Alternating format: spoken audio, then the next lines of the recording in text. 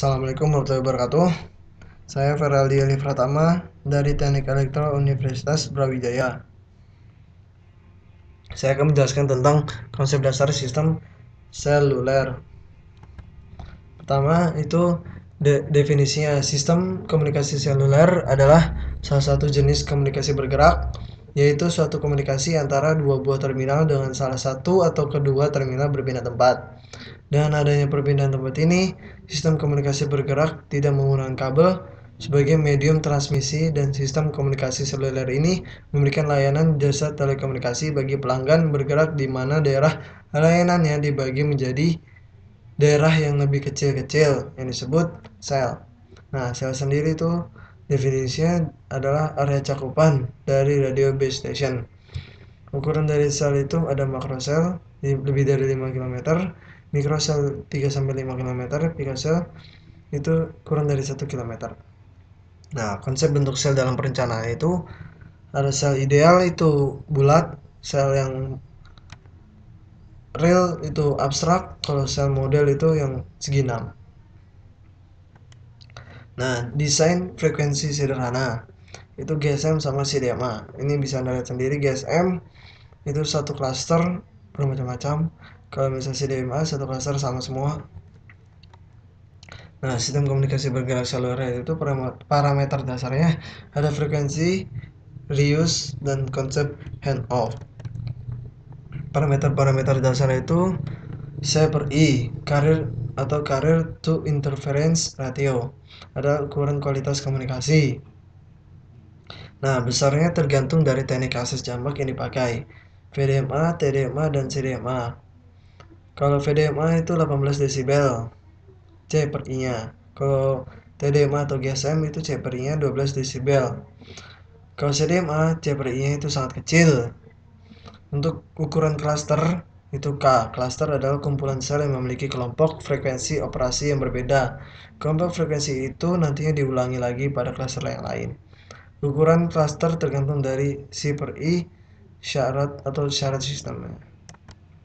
Nah, rumus-rumusnya ini bisa Anda lihat sendiri. C per I sama dengan 1 per N dikali D per R pangkat 4. Nah, D per R yang situ sendiri sama dengan akar 3K. Jadi, kita masukin hasilnya jadi C per I sama dengan 9K kuadrat per N. Nah, untuk AMPS C per I nya itu 18 desibel. Kalau GSM itu C per I nya 12 desibel. Nah, untuk N nya itu jumlah sel penginterferensi.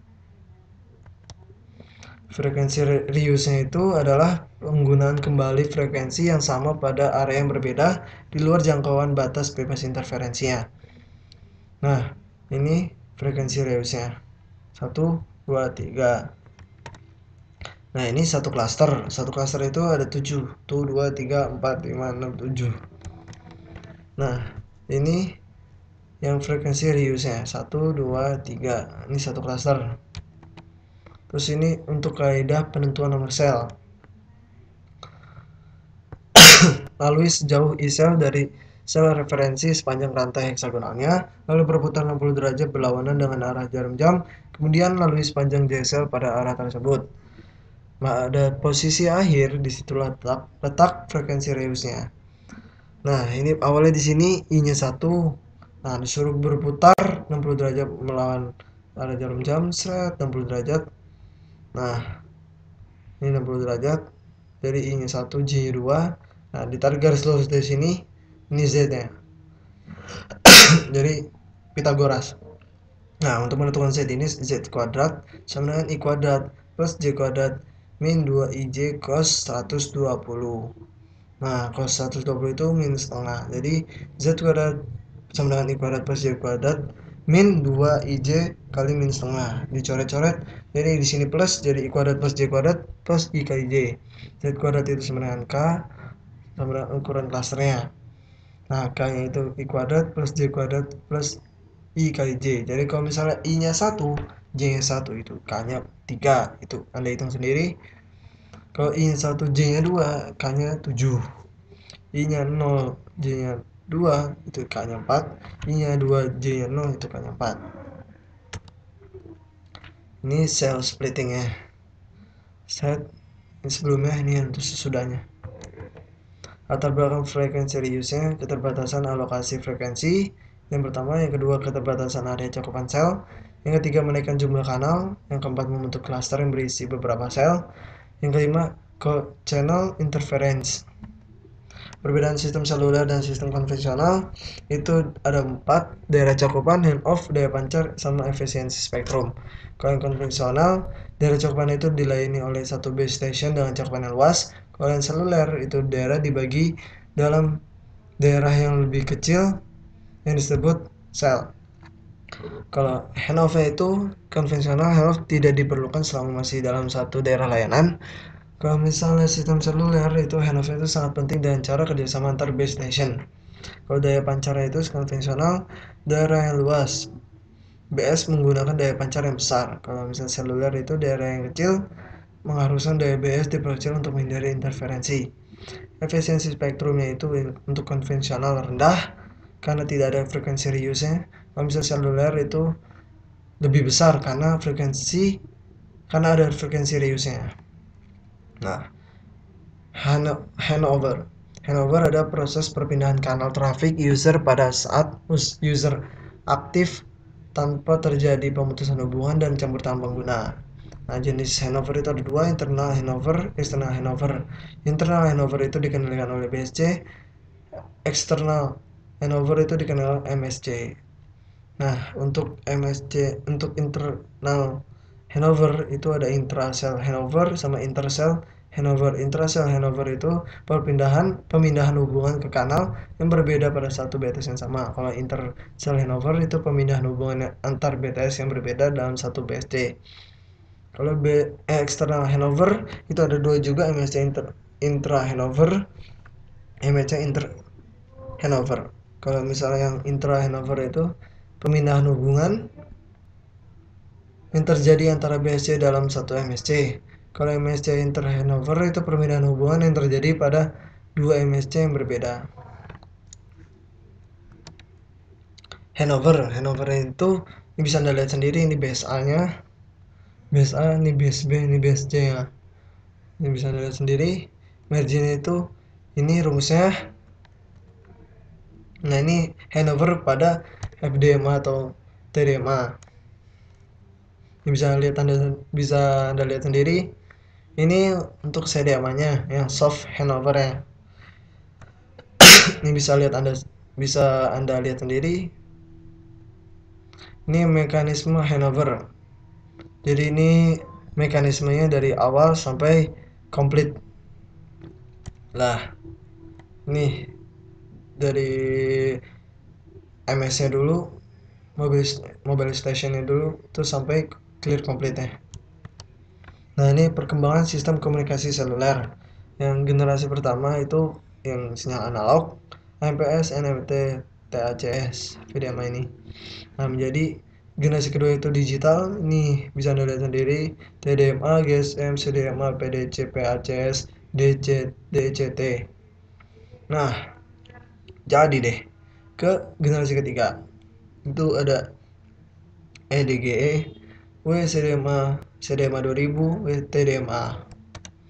Nah, jalur revolusi ke 3G itu dari tahun 1995 sampai 2003 lebih. Ini definisi GSM. GSM adalah Global System for Mobile Communication. Adalah suatu teknologi yang digunakan dalam komunikasi mobile dengan teknik digital. Dengan menggunakan sistem sinyal digital dalam transmisi datanya, membuat kualitas data maupun bitrate yang dihasilkan menjadi lebih baik dibanding sistem analog. Secara umum, jaringan GSM dapat dibagi menjadi 3 bagian, yaitu mobile station, base station subsystem, network subsystem.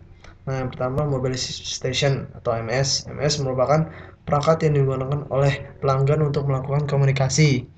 MS terdiri dari Mobile Equipment atau ME dan Subscriber Identity Modules atau SIM. ME merupakan terminal transmisi radio, sedangkan SIM berisi nomor identitas pelanggan untuk masuk ke jaringan operator GSM.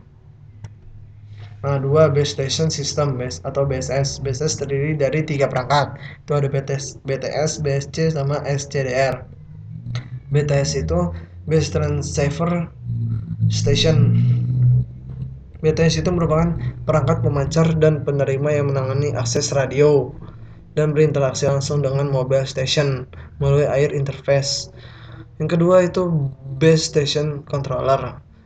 BSC adalah interface antara BTS dan MSC dan OMC. BSC juga mengendalikan beberapa BTS serta mengatur trafik yang datang dan pergi dari BSC menuju MSC atau BTS. Yang tiga, transcoder. SCDR atau transcoder berfungsi untuk mengkompres data atau suara keluaran dari MSC menjadi ke arah BSC dan sebaliknya untuk efisiensi kanal transmisi. Yang tiga, Network Switching System atau NSS. NSS itu berfungsi sebagai switching pada jaringan GSM, memanajemen jaringan sebagai interface antara jaringan GSM dengan jaringan lainnya. Nah, NSS pada jaringan GSM terdiri dari MSC, HLR, FLR, AUC, EIR, IMEI, IWF, sama EC. Itu ada 8 totalnya. Nah, artinya itu bisa Anda lihat sendiri, penjelasan bisa Anda lihat sendiri.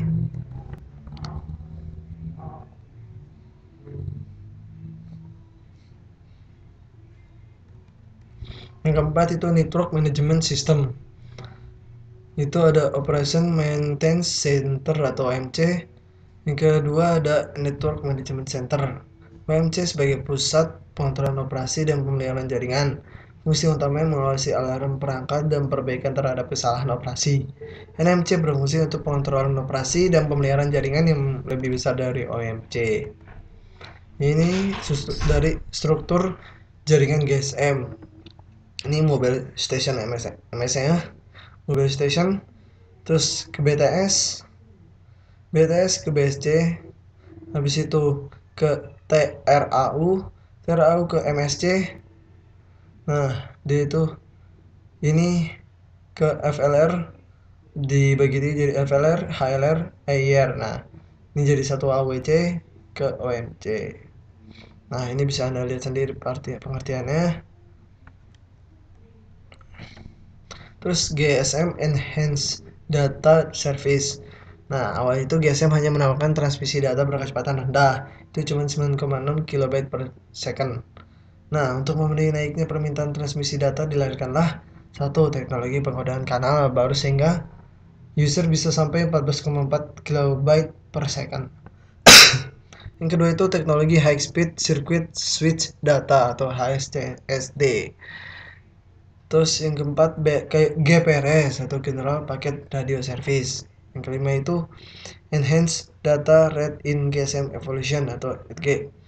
Nah, untuk yang teknologi pengkodaan kanal baru itu, user yang berdekatan biasanya menggunakan pengkodaan ini sehingga bisa mencapai 14,4 KB per second. Nah, kalau user yang jauh menggunakan teknologi pengkodaan yang semula sehingga throughputnya maksimum 9,6 KB per second. Itu agar tidak terganggu interferensi. Nah, untuk HSDSD itu throughput ditingkatkan dengan menggabungkan 1 sampai 4 time slot di dalam suatu frekuensi carrier. Maksimum user data rate itu sama dengan 4 dikali 14,4, jadi 57,6 KB per second.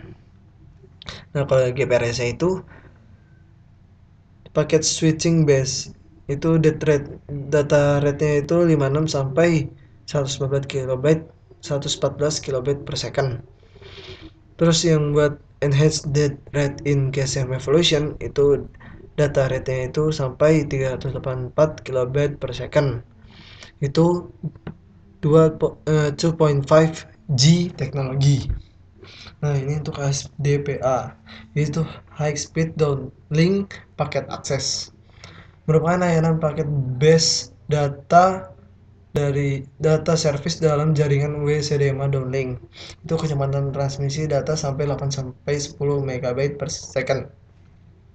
Ada yang menyebut-nyebut bahwa SPD merupakan teknologi 3.5G. Nah, untuk HSPDA merupakan bagian dari teknologi pada UMTS yang disebut HSPA atau High Speed Packet Access. Pada sisi uplink digunakan teknologi SUPA High Speed Uplink paket akses.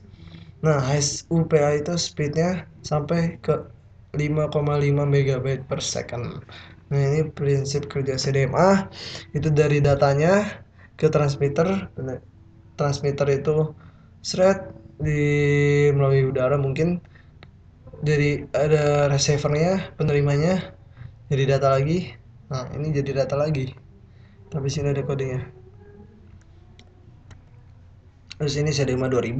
Ini merupakan keluarga standar yang meliputi CDMA 2001X, CDMA 2001X, FDU Technologies, terus CDMA 2000 FDV, Ultra Mobile Broadband UMB.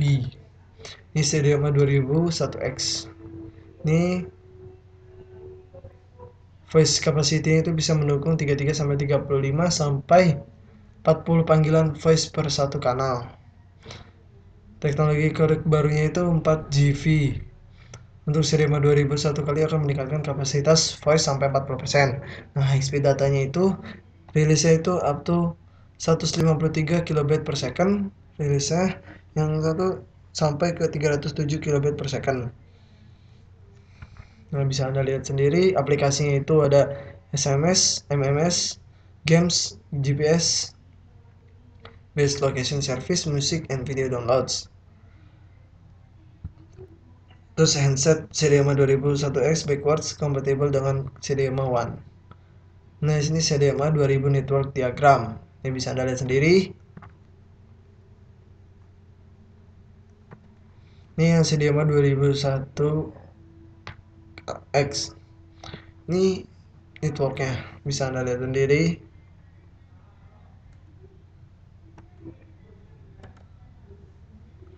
Terus ini CDMA 2001X EVDO Technologies.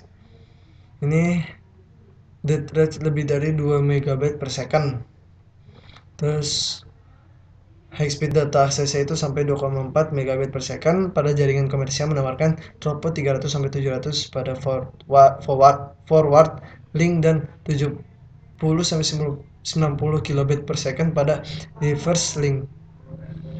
Terus ini CDMA 2001X EVDO Revision A atau REV-A, itu evolusi dari CDMA 2001X EVDO LO, itu yang menawarkan peak data rate sampai 3,1 Mbit per second pada forward link dan 1,8 Mbit per second pada reverse link. Nah, untuk yang REV-B itu evolusi dari REV-A, dapat memberikan peak rates itu 46,5 Mbit per second pada forward link dan 27 Mbit per second pada reverse link. Baru akan itu 2008 udah ada. Terus CDMA 2000, ini bisa Anda lihat sendiri. Ya, terima kasih atas perhatiannya. Sekian presentasi dari saya. Assalamualaikum warahmatullahi wabarakatuh.